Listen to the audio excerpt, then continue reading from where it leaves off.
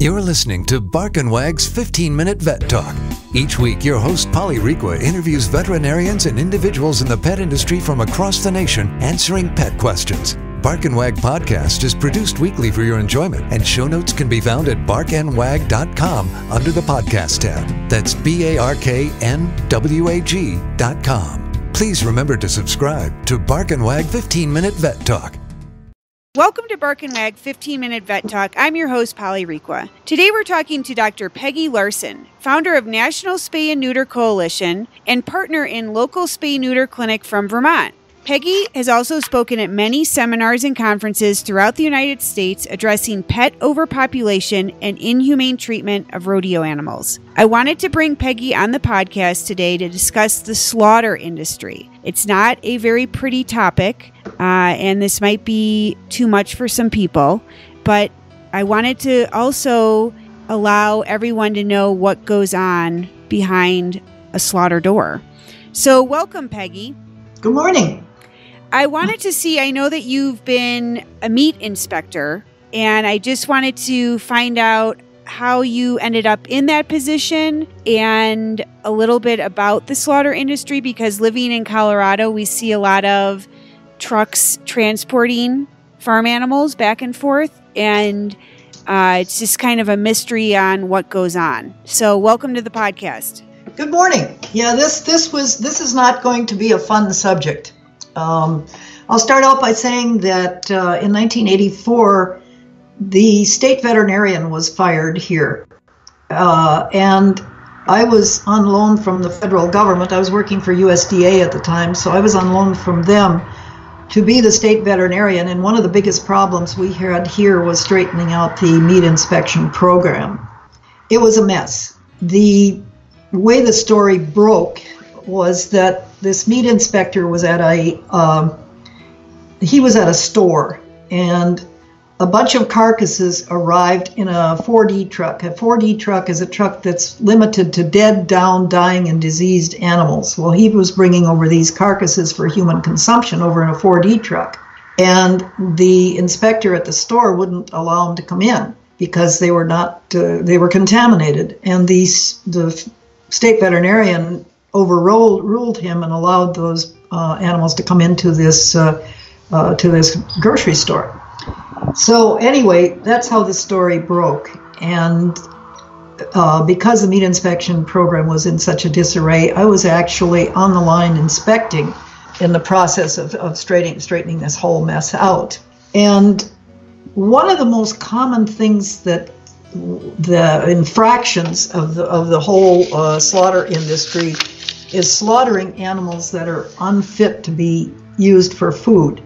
I worked with KIRO television probably 15 years ago on a case where animals were coming into this slaughter plant and they were dead on arrival. We had pictures, videos.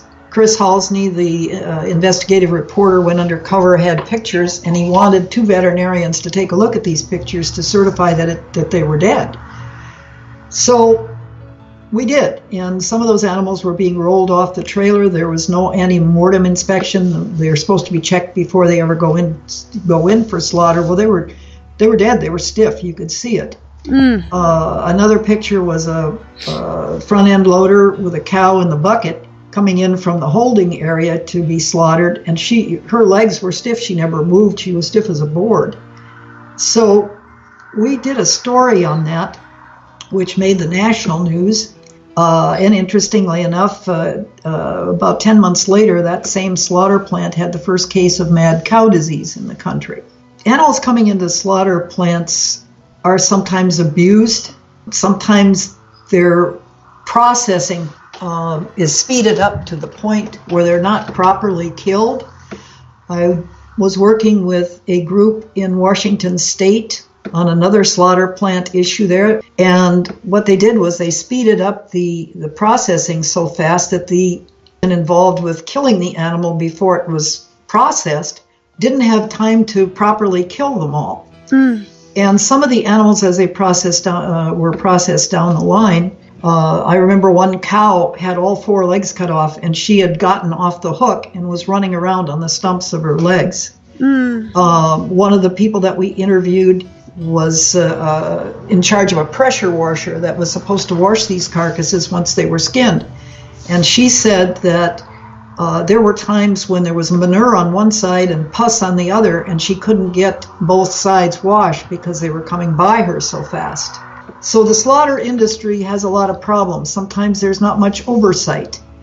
There was at one point, and I don't know if there was a follow-through on it, but they were going to remove government inspectors at chicken processing plants. Now, I don't know whether that ever was finalized or not, but the government inspectors try their best to do their best, but sometimes there's not enough of them there to actually oversee the complete operation. Now, we had a really terrible case here in St. Albans, or in Grand Isle, Vermont. We had a slaughter plant there that was having some issues. So somebody from PETA, I believe it was, went undercover there, got a job there, and was photographing some of the incidents that were taking place in this slaughter plant. And they photographed a case where a calf was skinned alive. Oh, no. The little calf could not walk. He was in such bad shape, he could not walk. They kicked him, they hit him, they finally strung him up, and they didn't even bother to kill him. They basically skinned him alive. So there are a lot of issues with slaughter plants. We all know that every once in a while you get food out there that's been contaminated with salmonella or contaminated with E. coli. And then there's a big destruction of all of the products that came from this particular plant on this particular day. So I guess in summary, I would have to say that if you're bound determined that you have to eat meat, number one, try to find something that's organic and try to find something that's locally raised.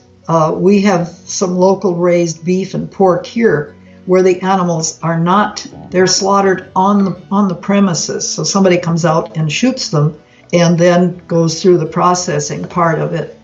This is more humane and the meat is safer to eat. They're not being processed in a factory where, you know, they're like a conveyor belt. It's not like that.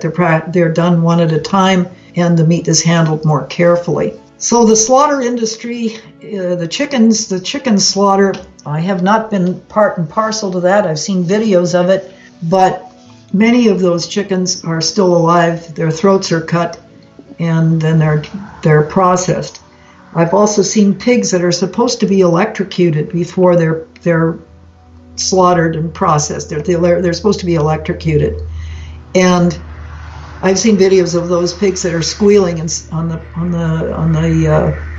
hanger that they're hung on. They're squealing as their throats are cut. Oh, so, God. As far as humane treatment of animals in slaughter plants, this is pretty much open to speculation based on what I've seen. So once again, what can we do to help these poor animals? Well, there again, public knowledge, like you're doing with your podcast, is one way to get the word out. So there's so many people that are so far removed from farms, Polly, they don't understand farming practices anymore. Mm-hmm. I grew up on a farm that had cattle. I still own that farm. My brother and I own it in North Dakota. I went out to visit it here about 5 years ago, and honest to God, I couldn't believe the chemicals that my renter is using on my land. I took it out and put it into conservation. The land out there used to be loamy. It was wonderful land. You didn't need fertilizers. You could grow anything on it. And now that land is like concrete because they're using so many chemicals on it. All the bacteria that were in the soil are dead. And our songbirds are dead. You have to hunt hard to find meadowlarks anymore. Butterflies. So, like I said, I own this farm, but I couldn't stand to see it farmed anymore. I took it out and put it in conservation. The whole farming industry is so far removed now because it's all corporate farms. There's so few privately owned small farms anymore. Everything is getting, the bigger it gets, the worse it gets for the animals, and really the worse it gets for those of us who consume either animals or the corn or wheat that's produced there. Yeah. Okay. All right. Well, as you continue to investigate and find new laws and solutions, I'd love to have you back on the podcast to let the listeners know. Well, when I get through with this big meeting we're going to have with this wonderful man in Canada who's really moving forward on some of this, we're going to try to get this out to the public. The biggest problem we've had is get the public informed on some of these things. They just don't know. And, there's bits and pieces here and there that different animal organizations put out, but it doesn't reach the public enough. We're not getting out there enough to really basically inform the public what's going on in these different industries, whether it's factory farming, whether it's slaughter, whether it's the contamination of our food supply or whatever. And this is something that the group of us are going to be working on in the next 6 months to see if we can't do something different. Okay, well, we'd love to have you on to discuss some solutions. Well, I'd be glad to be here. I've had a lot of experience over the years in different parts of the animal world, and I'm very happy to share any knowledge I have. Most of it is first-hand knowledge. I've been part of some of these scenes. So I'm so happy that you care enough to educate your people on these problems. Well, thank you for being on the podcast, and I look forward to having you back. Take care. Thank you for listening to Bark and Wag's 15-Minute Vet Talk. If you like what you just heard, we hope you'll pass along our web address, www.barkandwag.com, to your friends and other pet owners. Have a pressing question for a veterinarian? Ask your question at barkandwag.com under the podcast tab. This has been a KFR production. Join us next time for another edition of Bark and Wag's 15-Minute Vet Talk.